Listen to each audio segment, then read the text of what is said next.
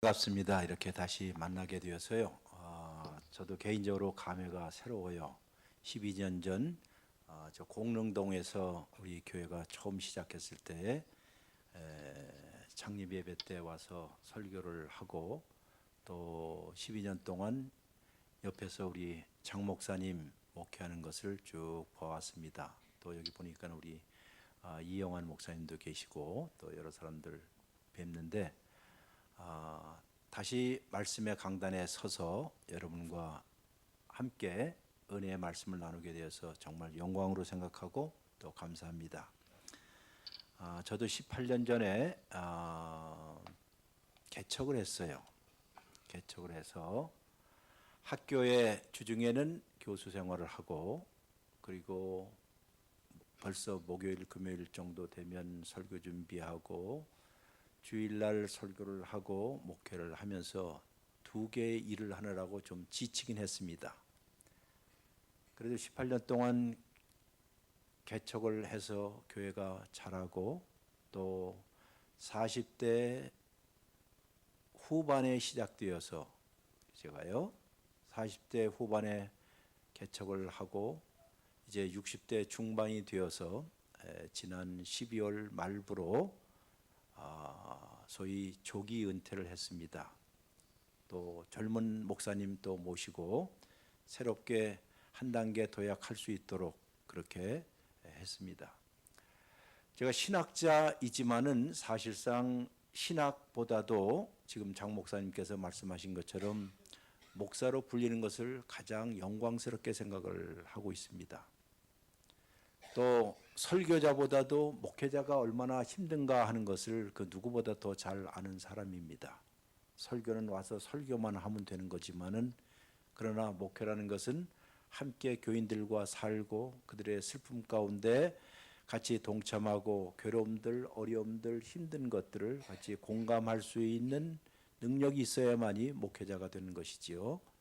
설교는 그저 와서 설교를 하면 되는 거기 때문에 그렇게 어려운 일은 아닙니다. 그런데 그동안 한 12년 동안 이렇게 교회가 아름답게 성장하고 또 말씀 안에서 자라는 것을 멀리서 보면서 선생된 자로서 굉장히 마음의 흡족함을 느끼고 또 기뻐하고 또 생각이 날 때마다 빛과 소금의 교회를 위해서 잠시라도 기도할 수 있었던 것은 저에게 개인적인 영광이고 또 기쁨이었습니다. 오늘 이 자리에 여러분과 제가 함께 주의 말씀을 듣는 시간입니다. 제 개인의 이야기가 아니라 하나님께서 여러분과 저에게 하시는 하나님의 말씀으로 받으시기를 주의 이름으로 축원합니다. 아주 오래전의 이야기입니다. 여기에 있는 모든 분들 가운데서 다윗과 골리앗의 이야기를 모르시는 분은 없을 것이에요. 혹시 다윗과 골리앗에 관한 이야기를 모르시는 분이 있으면 한번 오른발을 굴러보실래요? 아무도 없군요. 이걸 보면 교회를 다니든 안 다니든 혹은 주일학교에서 쭉 들었던 이야기 가운데 가장 익숙하고 흥미로운 이야기입니다. 그런데 이 이야기가 성경에 있어요. 그리고 그 성경이 하나님의 말씀이기 때문에 오늘 이 아침에 여러분과 저에게 하시는 하나님의 말씀이기 때문입니다. 저도 어렸을 때 주일학교 다니면서 우리 선생님들이 들려주었던 이야기 가운데 가장 흥미롭게 들렸던 이야기가 다윗과 골리앗에 관한 이야기입니다. 왜냐고요? 왜냐하면 저는 어렸을 때 몸이 약하고 작았습니다. 그렇기 때문에 이 이야기를 들을 때마다 다윗은 나고 나보다 힘이 센 놈들은 다 골리앗이다. 그런데 바로 이 다윗이 골리앗을 이겼어 하면서 스스로 만족을 느끼고 즐거움을 느꼈던 본문이었기 때문입니다. 게다가 자그마한 물맷돌 하나를 가지고 기골이 장대한 장군 골리앗을 물리쳤으니 얼마나 통쾌하고 얼마나 즐거운 일인지요. 어렸을 때 이 이야기를 들을 때 마음속에 흥분이 생겼습니다. 야, 이런 일도 있었네. 이런 일도 있었구나. 그리고 자라면서 우리는 이 이야기를 우리 어린아이들에게 제일 많이 들려줍니다. 우리 어린아이들에게, 우리 자녀들에게 이야기를 왜 들려줄까요? 우리 부모들이? 그것은 앞으로 네가 살면서 피치 못하게 만날 거인과 같은 버거운 상대들이 있을지도 몰라. 버거운 상대들이 있을지 몰라. 부모가 자녀에게 아무런 생각 없는 흥미진진하게 이야기하지만은 그 마음 밭에는 그런 말이 있습니다. 너희가 앞으로 인생을 살면서, 아니 너희가 인생을 살 뿐만 아니라 신앙생활을 하면서 감당하기 어려운 버거운 상대가 나타날지도 몰라. 그러나 이 이야기를 잘 들어. 이 이야기에 이 좋은 어린 아이를 위한 이야기가 실제적으로 이 이야기의 강력한 힘은 언제 아는 거 아니? 여러분과 제가 어른이 되어서야 압니다. 그렇죠. 어른이 되어서야 이 이야기의 힘이 얼마나 강력한지를 알게 되는 것이에요. 성경 이야기로 돌아갈게요. 늙은 사사 사무엘이 있었습니다. 늙은 사사 사무엘에 의해서 기름 부음 받은 어린 목동 하나가 있었습니다. 이름하여 누구지요? 대답 안 하면 제 설교 안 하겠습니다. 누구죠? 네, 다윗입니다. 늙은 사사 사무엘이 어린 목동 다윗에게 기름을 향유를 부어서 내가 장차 이스라엘의 왕이 되리라. 하나님께서 너를 점지했어. 하나님이 너를 선택했어. 그러니 내가 이 나라를 이끌어갈 왕이 될 거야 라고 기름 부었습니다. 그러면 기름 부은 다음에는 여러분 왕 위로 등극을 해야지요. 즉 즉위식이 있어야 할 거 아니에요? 그러나 성경 보면 즉위식이 바로 일어나지 않습니다. 그는 향유를 바른 후에 다시 목동의 일로 갔습니다. 그저 목동 일을 했습니다. 왕이 되기까지는 거의 10여 년 이상 길고 긴 세월이 흘러야만 했습니다. 그는 그 마음속에 하나님이 나를 선택하시고 하나님께서 나를 함께 하신다고 했는데 어찌 되었을까 하는 긴 기다림 가운데 그는 들판에서 목동 노릇을 했습니다. 바로 그때에 아직도 사울이 왕이었을 때 이웃에 있는 강력한 나라였던 블레셋이 군대를 이끌고 침공을 하였습니다. 즉 이 나라가 풍전등화와 같은 어려운 가운데 있었을 바로 그때에 전쟁 즉이 일어나기 시작했는데 장소는 엘라 골짜기였습니다. 한번 해보실까요? 엘라 골짜기. 엘라 골짜기는 이쪽에는 산이 있고 또 반대쪽에 산이 있고 가운데 큰 평야가 있고 계곡이 있는 바로 여기가 바로 엘라 골짜기입니다.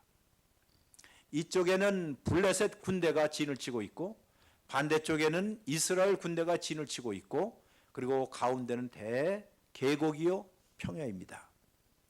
여기에 이쪽에는 사울 왕이 있었고 이쪽에는 대표적인 거인 골리앗이 있었습니다. 이 골리앗이 얼마나 큰 장수인지 성경을 연구해 본 학자로서 자세히 보니 그가 입고 있었던 투구는 노투구입니다. 노투구. 그리고 그가 입고 있었던 갑옷은 비늘로 된 철 갑옷이었습니다. 그런데 철 갑옷의 무게가 성경을 보니 5천 세겔이었습니다. 얼마라고요? 얼마라고요? 5천 세겔이 요즘 말로 해서 몇 킬로나 되는 줄 아세요? 한 장군이 입는 이 장군의 세겔 이 옷 무게가 갑옷 무게가 58kg입니다. 58kg. 자, 우리 여성들 가운데 자기가 58kg 미치라고 생각하는 사람 왼발을 한번 굴러보세요. 다 58kg 넘습니까? 네. 자, 58kg가 되는 이 무거운 갑옷을 입을 정도가 사울이었어요. 사울. 게다가 그가 들고 있는 놋 단창, 놋으로 된 단창을 X자로 등에다가 메고 있었고 손에는 긴 창을 들고 있었는데 그 창자는 마치 배틀째 채 같았고 철로 된 창의 무게, 이 창의 무게만 해도 창자의 무게만 해도 7kg였습니다. 7kg. 여러분 아기를 낳으면 보통 몇 킬로나 됩니까? 예? 3.5 뭐 이렇게 되죠. 그런데 창 하나 무게가, 창칼 무게가 7kg예요. 그리고 갑옷 무게가 58kg입니다. 누가 입은 옷이라고요? 사울이 아니라 누구요? 골리앗. 근데 골리앗의 키가 성경의 헬라어 원문을 보게 되면 210cm예요. 근데 히브리어로 된 성경을 보면 거의 3m나 된다고. 그러니 기골이 장대한 장군이 딱 버티고 있는 것이에요. 어디에서요? 엘라 골짜기의 대평원에 딱 버티고 있어요. 이쪽에는 강력한 블레셋 군대가 있고 거기에 장군인 골리앗이 이렇게 떡 버티고 있습니다. 그러니 이쪽에 반대편에 있는 소위 하나님의 백성이라고 하는 이스라엘 백성들은 기가 죽었어요. 메뚜기처럼 낙담하기 시작했습니다. 어찌할 바를 모르. 그때 골리앗이 이런 말합니다. 너희들 가운데 대장군 하나가 나와서 나와 함께 맞짱 붙어서 단칼에 단번에 전쟁의 승부를 가르자고 이야기합니다. 여러분 아마 트로이라는 영화를 보신 분이 있을 거예요. 트로이. 파리스와 메네라우스의 결투, 그리고 헥토르와 아킬레우스의 이 위대한 전투의 장면들을 기억할 것이죠. 양쪽에 수십만의 군대가 있고 그 가운데 대장군들 둘이서 맞붙는 전투의 장면과 똑같습니다. 여기에 이런 장면이에요. 그때 성경은 말하기를 사울과 모든 이스라엘 백성들이 모두 경악하고 놀라고 두려워서 떨었더라 하는 말을 합니다. 이것이 바로 엘라 골짜기에서 일어난 지금 상황입니다. 이제 여러분에게 말씀드립니다. 조만간 언제라고요? 조만간 우리 모두는, 저도 그렇고 여러분도 그렇고 우리 모두는 상대하기 버거운 거인을 만날지도 모른다는 것이. 여러분과 제 인생 가운데 이런 일들을 만날지도, 상대하기에 버거운 거인 말이에요. 우리를 향해서 호통치고 조롱하는 거인을 만날 것입니다. 빈정대고 조롱하고, 아이고 네가 예수 믿어? 네가 정말 예수 믿는 사람이야? 하나님의 백성이야? 좋아하네. 한번 나와서 한번 맞짱 떠볼까? 하는 버거운 상대를 여러분과 제가 언제 만난다고요? 조만간 만날지도 모른다는 거죠. 이게 단순히 흥미진진한 이야기가 아니라 심각한 여러분과 저에게 도전을 주는 말씀이에요. 여기 보면 싸움을 돋우는 자입니다. 전쟁에 보면 싸움을 돋우고 흥을 돋아서 한번 나와 하고 충동질을 하는 거인이 바로 여러분과 저희 앞에 딱 설 날이 있을지도 모릅니다. 매우 소름 끼치는 상상이 현실로 실현될지도 모르는 일들이 여러분과 저의 삶 가운데 있을 수도 있을 것이에요. 우리가 만나는 거인들, 여러분과 제가 인생 살면서 만나는 버거운 상대들, 괴물들, 감당하기 버거운 상대들이 무엇일까요? 성경은 이래요. 어떤 것이에요? 건강검진이라는 거 가보시죠. 50대, 60대 넘으신 분들 건강검진 가봅니다. 검진을 다 했어요. 그리고 일주일 후에 오라고 그러죠. 여러분이 뭐 위 내시경을 하든 유방암 검사를 하든 대장암 검사를 하든 혹은 무엇을 하든가 간에 검사를 한 후에 일주일 후에 오라고 합니다. 갑니다. 여러분이 병원에 들어가는 순간 어디를 쳐다보죠? 누구를 쳐다보죠? 의사 선생님 쳐다보죠. 의사 선생님이 어디를 쳐다보죠? 네? 눈, 그리고 어디요? 입을 쳐다보죠. 김 선생님, 지난 일주일 전에 이러이러한 검사를 했지요. 예. 그런데요 라는 말을 할 때 여러분과 저의 심장이 어떻어요? 떨릴 것이에요. 예, 다 괜찮은데요. 이 양반이 그러더니 저 안에요 조그만 무슨 반점 같은 게 보여요. 아무래도 조직 검사를 해야 할 것 같습니다. 침울해집니다. 낙담해집니다. 앞이 캄캄하기도 해요. 혹시 이게 종양이 암인가? 혹은 이게 뇌세포에, 혹은 폐에, 혹은 위에, 혹은 유방에 지난번 물컹한 것이 혹시 그것이 아닌가? 아무 소리 하지 않고 조직 검사를 했습니다. 그리고 또 이야기하지요. 얼마 후에 오라고요? 일주일 후에 오세요. 여러분 그 일주일이 어떤 시간인 줄 아세요? 막막하기도 하고 일이 손에 잡히질 않아요. 누가 뭐라고 해도 해도 교회 와서 아무리 찬송을 불러도 찬송이 와 닿질 않아요. 설교 말씀도 들어와서 나가고 이제 이틀 하루 때가 되어서 병원에 갑니다. 바로 이런 것들이 여러분과 제가 조만간 만날 수 있는 버거운 상대일 수도 있을 것이에요. 저도 목회 생활하면서 수많은 교인들을 봤습니다. 우리 교회 한 장로님은 경기과학고등학교 교장 선생님이고 한민고등학교 한국의 대안학교의 한민고등학교 교장 선생님 하시는 분인데 저하고 목사하고 그 장로님하고 같은 날 병원에서 검진을 했습니다. 저는 삼성병원에서 하고 그 양반은 성모병원에서 하고 그리고 일주일 후에 같이 또 검사 결과를 보러 갔습니다.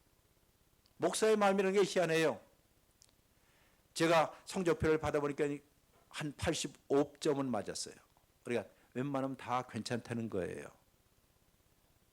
그러니까 바로 그 받는 순간에 제일 먼저 떠오르는 게 저쪽 병원에서 지금 결과를 보고 있는 그 장로님이 떠올랐습니다. 혹시 주님 저와 함께 저처럼 적어도 90점 이상 점수를 받게 해주세요 하는 마음이 그리고 조금 있다가 연락이 왔습니다.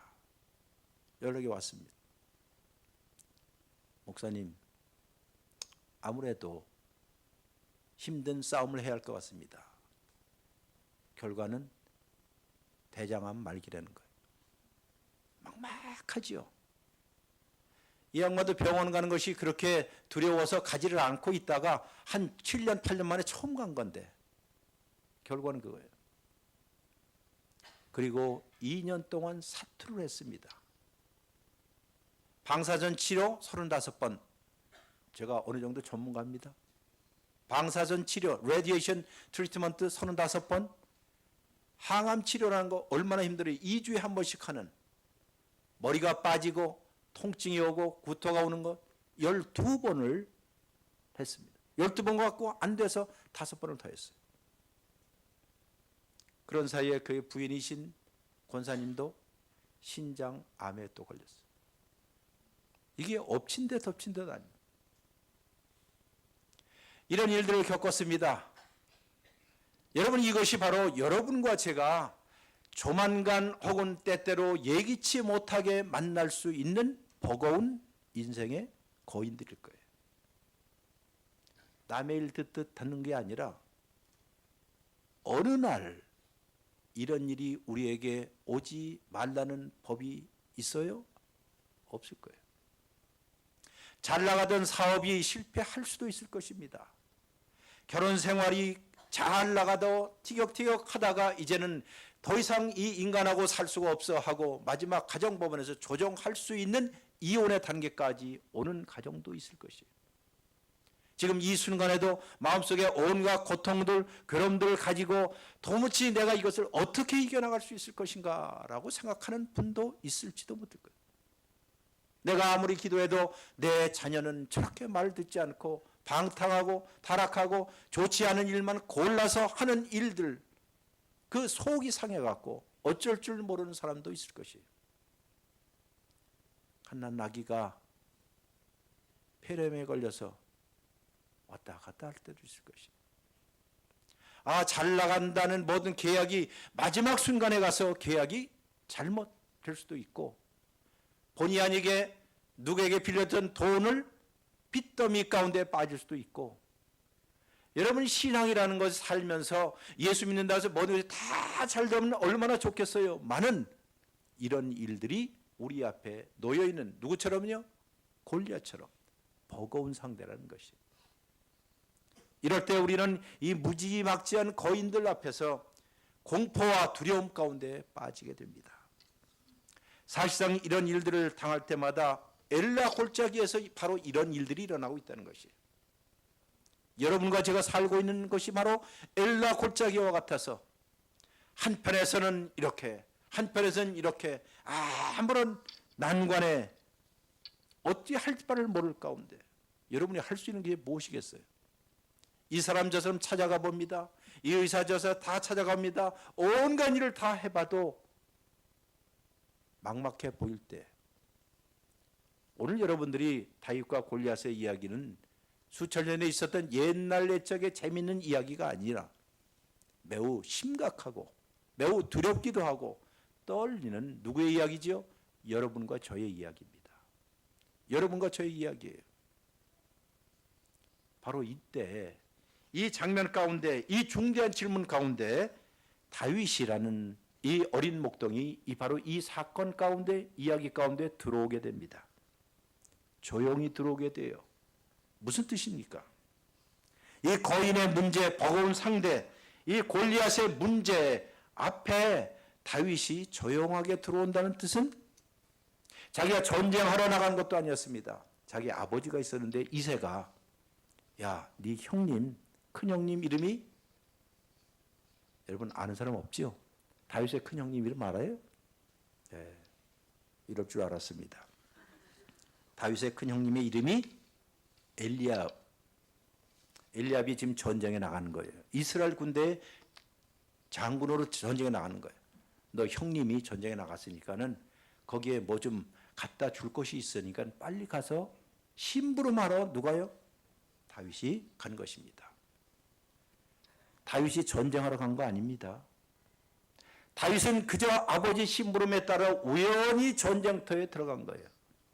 누구처럼요? 우리처럼. 여러분이 버거운 상대를 내가 만나려고 예약하고 나갑니까? 아니지요.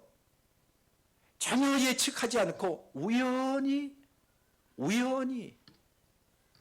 인생살이를 보게 되면 여러분 우연히 이런 일 저런 일을 겪게 돼요. 우연히. 이 우연이라는 말이 참 흥미로워요. 왜냐하면 우리는 믿지 않는 사람은 팔자야, 우연이야 라고 해요. 어쩌다가 내가 이런 일을 당했어 라고 합니다. 제가 좋아하는 가수가 있어요. 바램이라는 노래를 불렀던 사연이 없는 여자. 누구죠? 그건 어떻게 다 잘 아시네? 다윗의 형님의 이름은 몰라도 누구요? 노사연, 사연이 없는. 그 사연이 없는 여자가 부른 노래 가운데 제가 평소에 좋아하는 노래가 있어요. 만남이라는 노래예요. 우리 만남은 아시죠? 몰라요? 다 알지요? 그러면 첫 번째 소절을 다 같이 부르겠습니다. 시작. 이렇게 부르면 이스라엘의 오합지졸과 같이 부르는 거예요. 좀 시작. 우리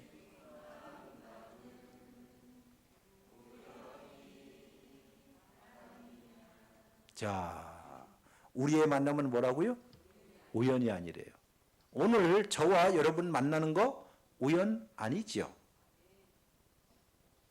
여러분이 이 세상 살면서 심지어 버거운 거인과 같은, 그것이 암이든지 실패든지 실직이든지 낙방이든지 뭐 무엇이든지 간에 이 세상에 우연은 아니라는 거예요. 그럼 빨리 대답하세요. 우연의 반대가 뭐죠? 이럴 줄 알았어요. 아니거든요. 여러분과 제가 신앙적으로 생각하고 하나님의 말씀 가운데 깊이 생각하면 우연의 반대는 필연이 아니라 하나님의 섭리라고 부르는 것이에요. 뭐라고요? 하나님의 섭리. 여러분과 나는 알 수 없어도 하나님의 섭리 가운데 일어나는 일이라 하는 이야기는 이 세상의 그 어떤 일도 우연히 일어나는 것이 아니라 하나님의 섭리의 손길 가운데 있다는 사실들을 믿으시길 바랍니다는 것입니다. 그게 믿음이에요. 결코 무슨 일을 당해도 어떤 일을 당해도 결코 우연히 하려는 것이에요. 그래서 다윗은 이 전쟁터에 온 것, 자기 인간적으로 볼 때는 우연히 만나게 되었고, 자기가 볼 때는 우연히 이 전쟁터에 왔고, 여러분과 저는 우연히 암을 만날 수도 있고, 우연히 실직할 수도 있고, 우연히 파경 가운데 이를 수도 있고, 어려움 가운데 있을 수 있고, 난관 가운데 있을 수 있고, 상처를 입을 수도 있지만은 이것은 결코 우연이 아니라는 뜻이에요. 우연이 아닙니다. 그때의 전쟁터에 가서 비로소 다윗은 이런 생각을 해요. 가만히 보니 옆에서 사울이 이야기합니다. 이 거인을 상대할 자가 우리에게 너무나 없단 말인가 하고 사울이 왕이 가슴을 쳐요. 바로 그때에 다윗은 마음속에 이런 말이 됐어요. 하나님께서 혹은 자기 마음속에 야 다윗아 바로 너야. 바로 이때를 위해서 내가 너를 선택했고 바로 이 순간을 위해서 내가 너를 사랑했고 이 순간을 위해서 내가 너와 함께하는 거야. 너야 라고 이야기를 해요. 이 말씀은요, 여러분과 제가 버거운 상태나 혹은 거인을 만나고 도무지 감당하기 어려운 일들이 있을 때 그 문제를 해결하는데 다른 데 찾지 말라는 것이에요. 하나님이 여러분과 저에게 네가 나가. 내가 너와 함께 있을 거야. 걱정하지 말고 두려워하지 마라. 내가 너와 함께 있으니 당당하게 나가라고 얘기를 해요. 여러분 나가려고 하니까 전쟁에 나가는 무엇이 필요하죠? 투구도 필요하고 갑옷도 필요하잖아요. 예? 그런데 나가려고 하니까는 골리앗이 야, 너 나를 알기를 우습게 여겨? 너 깨끗한 녀석이 나를 우습게 여겨서 감히 나하고 맞상대해? 여러분들 위험천만한 상황을 바꿔보려고 긴박하게 여러분이 노력을 할 때에 대해서 콧방울을 끼거나 하고 있는 골리앗이 있다고 한다면 여간 불쾌하고 여간 유쾌하지 않은 일일 수도 있어요. 그런데 정작 내 편이 돼야 하고 우리 편이 돼야 할 사람마저도 나에게 너 누구야? 너 키 조그만데 뭘 할 수 있어? 이 말 누가 해요? 누가 하죠? 자기 편인 사울이 얘기해요. 심지어 자기 형인 엘리압이 이야기해요. 이게 정말 가슴 복창 터지는 일이에요. 원수가 우리에게 조롱한다고 한다면 넉넉히 이길 수 있는데 내가 한번 맞짱 서서 싸움할 수 있는 용기라도 있는데 가장 가까운 사람이 그것이 아내일 수도 있고 남편일 수도 있고 친구일 수도 있고 가까운 교인이 당신 신앙 없잖아. 당신이 뭐 이길 수 있어? 교회 가끔가다 빠지는 사람이 하나님 앞에 제대로 신앙생활을 아는 사람이 어떻게 이길 수 있어? 하고 이야기할 때는 정말 이거는 아이들 말로 미치고 환장한 노릇이. 그러잖아요. 자, 그런데 다윗은 자기가 이 거인을 상대할 자격이 있다고 해서 상대하는 것은 아닙니다. 여러분과 삶을 살면서 버거운 일들을 만날 때마다 내가 이것을 이길 수 있다라고 하기 때문에 상대하는 것은 아니라는 뜻이에요. 이 점은 여러분이 꼭 기억하셔야 돼요. 그는 단 한 가지, 내가 목동일 때에 하나님께서 곰과 사자의 입에서 양을 건져내도록 하신 분이 하나님이었다면 넉넉히 여기에서도 하나님이 나와 함께 이겨나갈 수 있고 나를 구출할 수 있을 거야 하는 믿음의 확신을 갖기 시작하는 것입니다. 혹시라도 여러분들이 어려운 일들이 있다면, 버거운 일들을 만난다면, 신앙생활하거나 가정생활하거나 사업하는 모든 일들 가운데서 정말 감당하기 어려운 일들을 직면할 때마다 꼭 기억하십시오. 사랑하는 성도 여러분, 무엇을 기억할까요? 하나님에 대한 믿음과 하나님에 대한 신앙을 새롭게 해야 할 때라 생각하시라 이거예요. 평소에는 그렇게 하지 못했다 할지라도 그런 일을 만나는 순간 하나님에 대한 믿음을 어떻게 하라고요? 새롭게 해보세요. 하나님에 대한 신앙을 새롭게 해보십시오. 달리 말해서 이 거인에게까지 오게 하신 분은 누구다? 하나님이라는 사실들. 그냥 우연히 오는 것이 아니라 하나님께서 나를 이끌어서 이 거인 앞에 당당히 서게끔 하시는 분이 하나님이라는 그 하나님에 대한 믿음을 새롭게 하십시오 하는 것이에요. 그리고 또한 이 거인을 상대하라는 하나님의 부르심이 있었다는 확신을 다시 한번 새롭게 하십시오. 보통 때는 신앙생활을 하거나 하나님의 말씀을 그냥 들을 수도 있을 것이에요. 그러나 그냥 들어도 관계없어요. 계속해서 반복적으로 들어보세요. 그러다가 어느 날 다시 질문합니다. 어느 날이라고요? 어느 날이라고요? 쉽잖아요. 어느 날이라고요? 어느 날.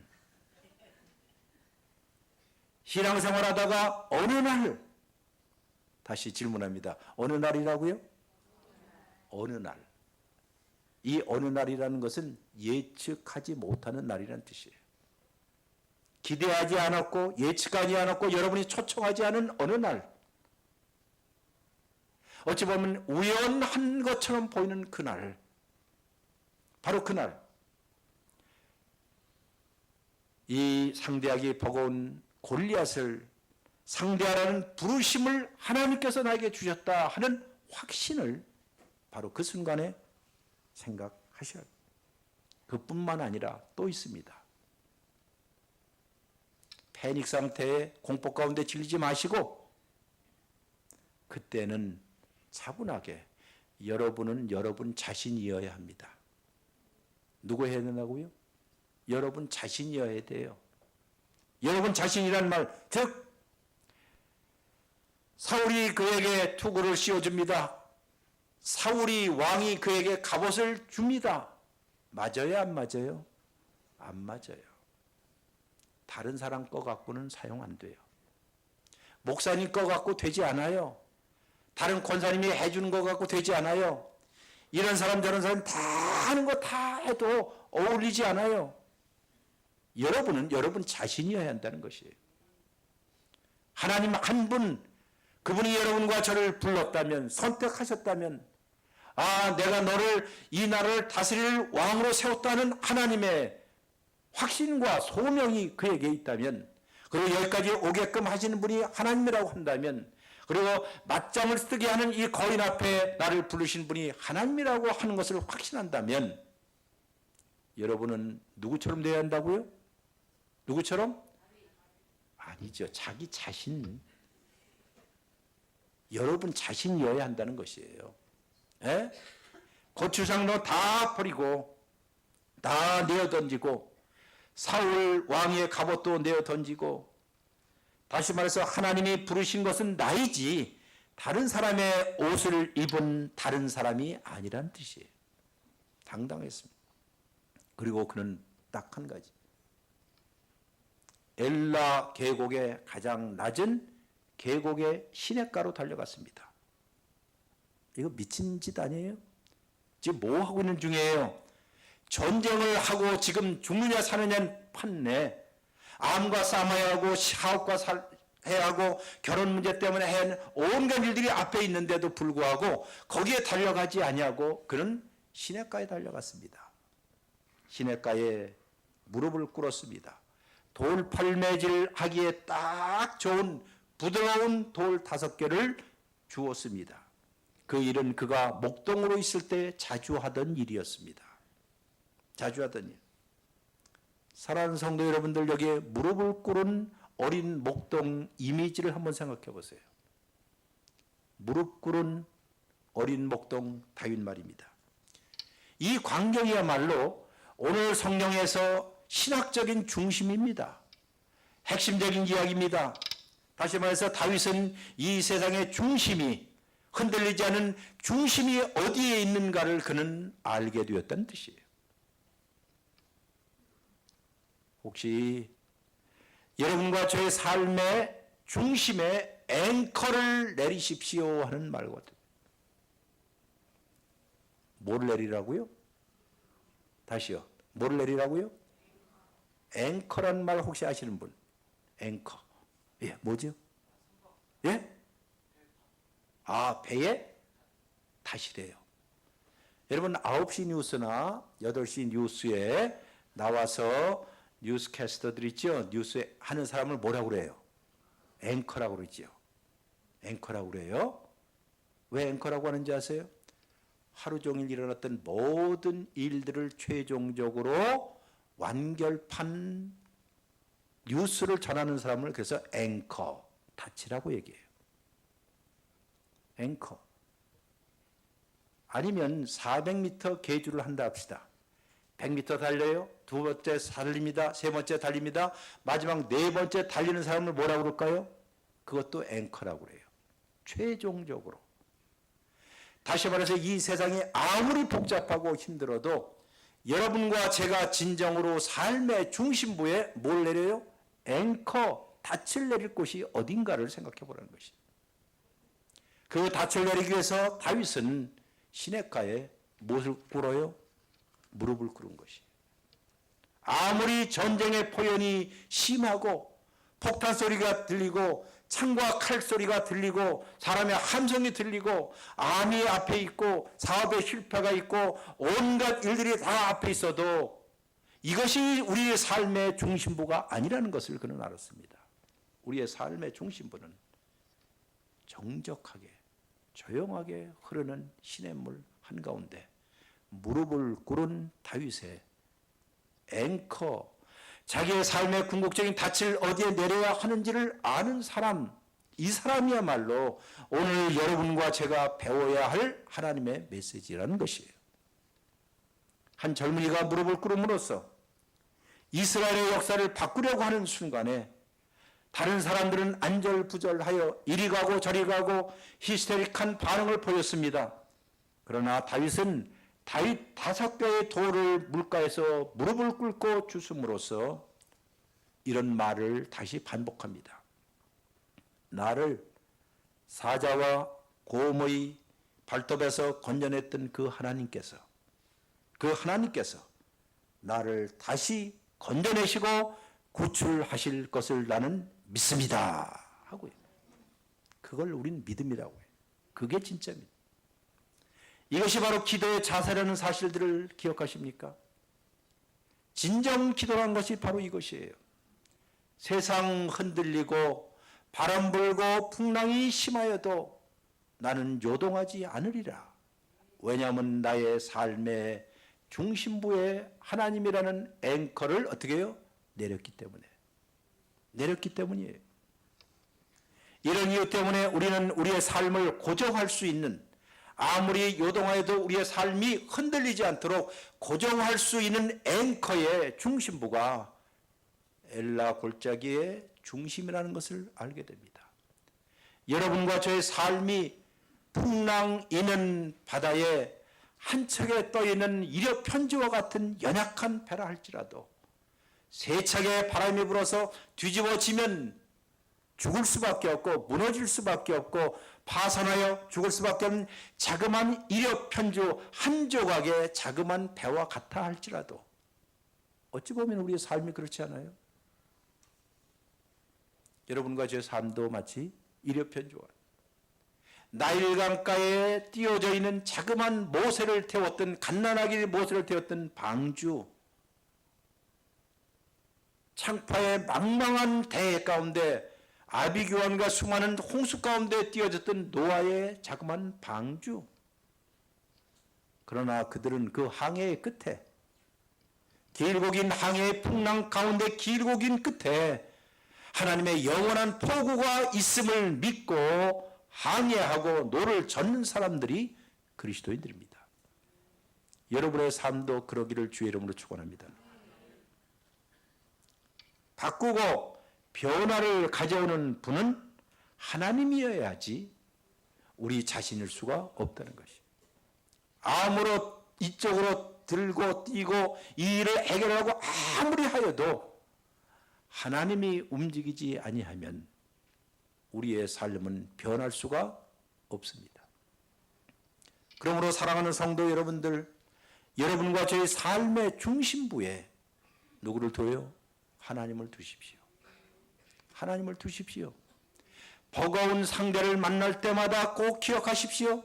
우리의 신앙을 다시 회복하고 하나님에 대한 믿음을 다시 새롭게 하고, 그리고 나를 여기까지 이끌어 오신 이 버거운 상대 가운데 오게 하신 분도 하나님이시라 한다면 이 일을 결정적으로 깨워주시고 이끌어 주실 분도 누구요? 하나님이라는 것을 믿으시기를 바랍니다. 그래서 여러분이 아까 예배 시작할 때에 사도신경을 외우셨지요? 첫 마디가 어떻게 시작합니까? 같이 시작. 여러분, 그거는 주문을 외우는 게 아니에요. 예배 시작은 주문을 외우는 것이 아니라 정말 두 손을 불끈 쥐고 나는 믿습니다. 전능하신 하나님, 하늘과 땅을 지으신 하나님을 나는 믿습니다 라고 믿는 거예요. 이것은 사실상 교회당에서 고백하는 신앙 고백이 아니라 암병동에서, 중환자실에서, 내일 먹을 것이 없어서 막막할 때에, 집을 떠난 자식이 돌아오지 않는 밤 12시가 넘었을 때에, 온 일들이 제대로 되지 않고 내 옆에 있는 가장 가까운 아내와 남편 사이가 냉동고처럼 이제는 깨어지기 직전, 바로 그때에 여러분과 저는 바로 그런 신앙 고백하는 거예요. 나는 그래도 믿습니다.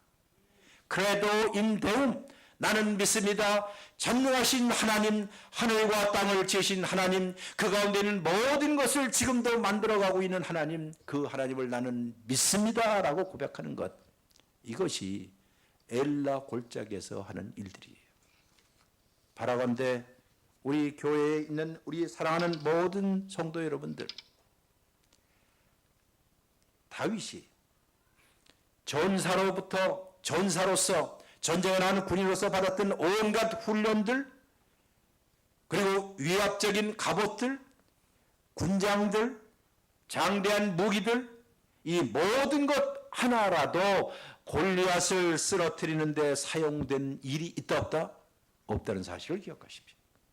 다 그저 개울에서 주워든 돌멩이 몇 개요? 하나로. 사실상 5개지만 하나로 족했어요. 이것이 하나님을 신뢰하고 하나님을 믿는 사람들이 이 세상을 살아가는 방식입니다. 그러므로 사랑하는 성도 여러분들, 끝까지 가십시오. 하나님이 여러분과 저의 삶의 운전대에 앉히시고,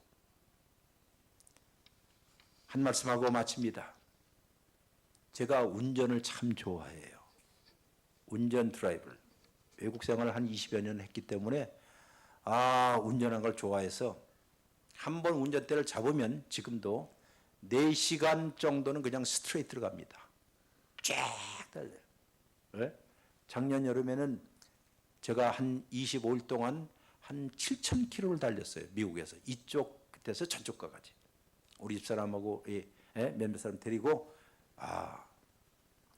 그런데 옛날에 제가 미국에서 공부할 때 멀리 다녀올 기회가 있는데, 아이들을 데리고 우리 애들이, 제가 생육하고 번성하여서 아이를 낳다 보니까는 딸, 아들, 4남매를 뒀습니다. 제가. 손자, 손녀도 지금 5명이에요.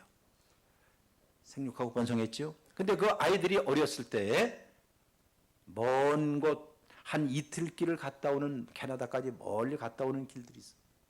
운전대를 잡고 가다가 한밤중에 얼음판 혹은 눈, 한 겨울이었으니까. 그런데 아이들이 낮에는 막 뒤에서 놀다가 저녁 때 밤중 되니까 막 조용해요. 보니까는. 여러분 옆에 있는 사람은 운전대 바로 옆에 있는 사람은 자야 됩니까? 안 돼야 합니까? 뭐 해야 돼요? 뭐 해야 돼요? 운전수 못하지 않도록. 졸지 않도록. 졸지 않게 하기 위해서 뭐 또 줘야 돼요? 먹을 걸 집에다 집어넣고 말도 이게 조수 역할 아니에요. 그런데 한밤중 밤 11시가 되었는데 디트로이트를 넘어서 저 집까지 아주 2시간 반을 가야 되는데 한밤중에 눈은 아직도 내리고 있고 위험천만. 그런데 딱 백미러로 보니까 뒤에 아이들 4명 거기서 머리 쳐박고 뭐 할까요? 밤 11시에 자요. 새근새근 자요. 옆에 있는 마눌님은 입을 딱 벌리고 어떻게 해요? 뭐 해요? 자고 있어요. 자고 있어요. 그런데 그때 눈물이 핑 돌면서 뿌듯함과 감사함과 자랑스러움과 이런 걸 느껴요. 왜? 여기에 있는 내 식구들이 누구를 믿고요? 아빠를 믿고 남편을 믿고 어떻게 해요? 편안하게 자요. 이게 누구의 마음일까요? 하나님의 마음이 그래요. 여러분이 하나님을 위해서 이 일을 하겠다 저 일을 하겠다 온갖 일을 하는 것이 아니에요. 신앙은 하나님을 드라이버 시트 운전석에 앉히도록 하셔요. 많은 경우에 우리 많은 사람들은 회장님 자리에 하나님을 앉히는 경우가 있어요. 회장님 자리 어디입니까? 뒤에 오른쪽에 왼쪽이에요. 회장님 안 해봐서 모르셔요? 회장님은 어디 앉아요? 운전석 뒤 오른쪽이지요. 오른쪽. 거기 딱 앉아 있어요. 그게 회장님 자리예요. 신앙생활에서 많은 사람들이 하나님을 회장님처럼 생각해서 하나님 제가 잘 모시겠습니다 하고 거기 앉히는 사람들이 많은데 아니에요. 하나님이 여러분과 저의 삶에 어떻게 해요? 운전석에 앉도록 하십니다. 여러분은 그 옆에서 입을 벌리고 침을 흘려가면서 자도 괜찮아요. 아이들처럼 머리를 쳐박고 즐겁게 한참 놀다가 자도 줘요. 왜? 운전석에 누가 앉아 계시다? 하나님이 계시다. 이것이 바로 우리의 신앙생활을 하면서 아무리 버거운 상대들, 아무리 눈길이든지 아무리 비바람이 치고 혼란스러워도 하나님께서 여러분과 저의 삶의 운전석에 앉아서 운전하도록 하십시오. 그리고 여러분은 모든 것을 그분에게 맡기고 가장 자기 자신처럼 되어서 당당하게 한 길, 두 길 걸어가는 여러분 되시기를 주의 이름으로 축원합니다. 기도하십시오.